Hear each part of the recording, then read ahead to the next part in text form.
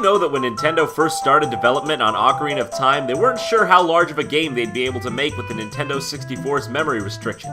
Shigeru Miyamoto had even considered structuring the game like Super Mario 64, having paintings as gateways to different parts of the world, with Ganon's castle being the hub. The Forest Temple battle with Ganon's doppelganger jumping in and out of the paintings was an idea carried over from that period of development.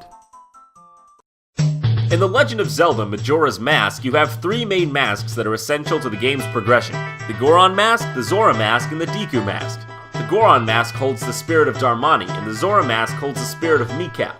The spirit inside each mask is what defines their abilities. So what spirit gives the Deku Mask its powers? Well, at the beginning of the game, you come across this warped, dead Deku-like figure. All that you can gather from this is that this Deku scrub must have met some terrible fate. What's also worth mentioning is that the Deku Butler directly states that Link reminds him of his son, and is also seen in the end credits weeping over this figure. It's likely that this tree is the Deku Butler's dead son, and ever since the beginning of the game, this spirit has been with you, lending his abilities to help save the land of Termina.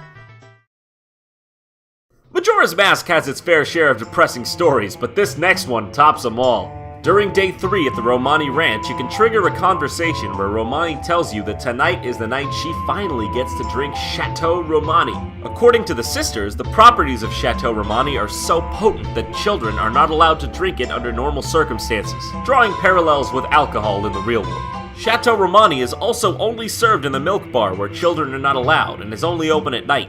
The scene at the ranch unfolds with Cremia stating that she acknowledges Romani's adulthood and asks her little sister to sleep in her bed that night. Cremia dishearteningly utters, "See you tomorrow, okay?" While Romani cheerfully adds, "See you tomorrow." It seems as though Cremia knows that they're about to die and is giving Romani the drink to dull her senses so that she stays blissfully unaware of their destruction.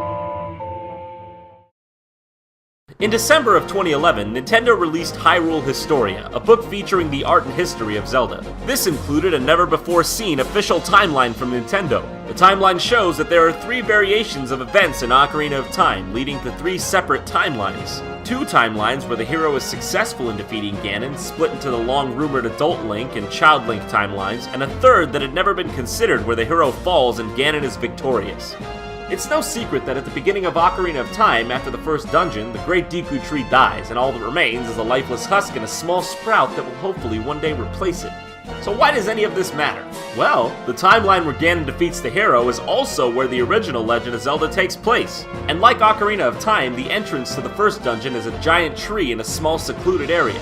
In the timeline where Ganon was defeated and Adult Link remained, the Deku Sprout grew into a new Great Deku Tree, which we can see in Wind Waker.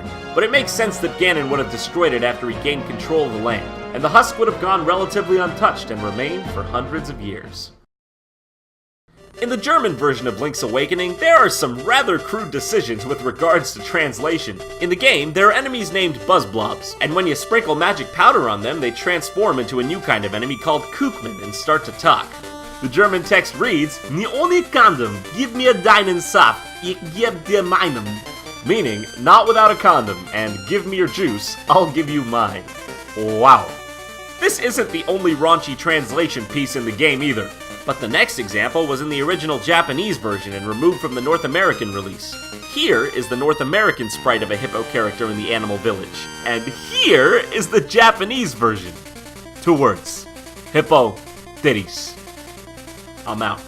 That's all for today, but we'll be back with more Did You Know Gaming soon, so make sure to subscribe, like us on Facebook, follow us on Twitter, and check out more gaming trivia at DidYouKnowGaming.com. And also, if you click that annotation right there, you can watch yourself some JonTron. That's a good choice.